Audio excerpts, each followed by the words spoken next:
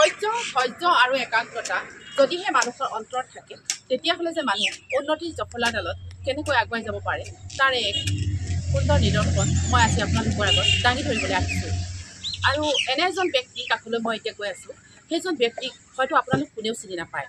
তেখেতে আজি খেতিৰ জৰিয়তে মই তেখেতৰ কাষলৈ আগবাঢ়িছোঁ। मेरे देश की धरती मेरे देश की धरती उगले हीरे मोती मेरे देश की धरती ओ ओ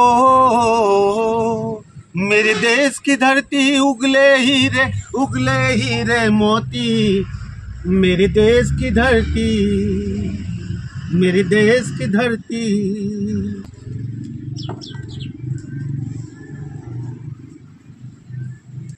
আমাৰ কেমেৰা পাৰ্চনে আপোনালোকক ইতিমধ্যে দেখাইছে তেখেত হৈছে অসমৰ এজন বিখ্যাত খেতিয়ক। এয়া আমাৰ গেন্ধেলা কাই। দাদা আপুনি কিমান দিনৰ পৰা এই খেতিৰ লগত জড়িত হৈ আছে? মই জন্মৰ পৰা।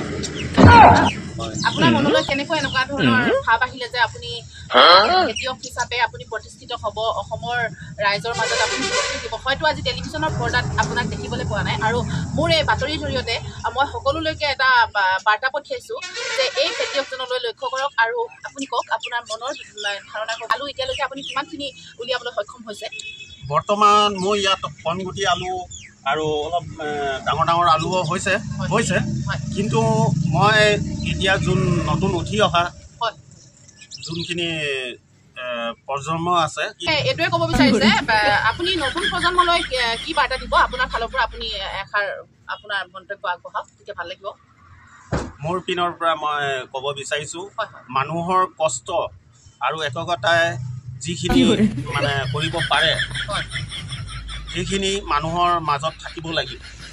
আৰু উন্নত হ'বলৈ কাৰণে খালি এই নহয় যে কৰিবৰ কাৰণে মানুহে নিজৰ হাত আছে, কষ্ট কৰি আগবাঢ়ি যাব পাৰিব।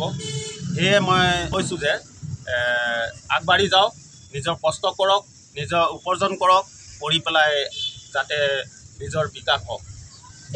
দাদাই ইমানকে ক'বলৈ বিচাৰিছে এখেতৰ অনুপ্ৰেৰণাৰে আজি নতুন প্ৰজন্মই যাতে উন্নতি জখলাডালত যাতে সকলো উঠি যাব পাৰে। এখেতৰ ইমান সুন্দৰ এয়া চাওক আলু খেতি এখেতে কৰিছে। আৰু ইতিমধ্যে এয়া আমাৰ কেমেৰা পাৰ্চনে হয়তো আপোনালোকলৈ দেখাইছে ইমানখিনি আলু, বহুতখিনি আলু তেখেতে ইতিমধ্যে মানে ইমানেই তেখেত উন্নতি কৰিছে। আৰু সেইবাবে মোৰ এনেকুৱা লাগিছে যে মই আমাৰ ৰাইজে, অসমৰ ৰাইজে হয়তো এনেকুৱা এজন খেতিয়কক আজিলৈকে দেখি পোৱা নাই, দেখুৱাহি নাই, টেলিভিশ্যনৰ পৰ্দাই হয়তো দেখি পোৱা নাই। গতিকে মই ভাবিলোঁ যে তেখেতৰ এটা বাতৰি মই আপোনালোকলৈ বুলি আগবঢ়াওঁ। গতিকে আপোনাৰ লগত কথা পাতি ভাল লাগিল। আৰু উঠি অহা নতুন প্ৰজন্ময়ো যাতে এখেতৰ অনুপ্ৰেৰণাৰে অনুপ্ৰাণিত হৈ যাতে উন্নতিৰ জখলাডালত আগবাঢ়ি যাব পাৰে। এয়াই দাদা। আৰু আপুনি দুআষাৰ কওক, আপোনাৰ ঘৰত কোন কেনেকৈ আছে, ল'ৰা ছোৱালী? মোৰ ল'ৰা আছে 10টামান, কিন্তু তেওঁলোক মোক সংযোগ নিদিয়ে। হ'লেও মই নিজৰ যদিও আজি ইমানখিনি বয়স হ'ল দাদা আপোনাৰ ল'ৰাই 10টা নেকি? আৰু ছোৱালীৰ সংখ্যাটো আপুনি জনালে ভাল হ'ব। নাই, ছোৱালী তাৰ মাজত 5জনী আছে। এয়া আপোনালোকে দেখিবলৈ পাইছে এজন খেতিয়ক ইমানেই উন্নতি কৰিছে আৰু তেখেতৰ 15টা ল'ৰা ছোৱালী। আৰু তেখেতলৈ মই অশেষ ধন্যবাদ জনাইছোঁ।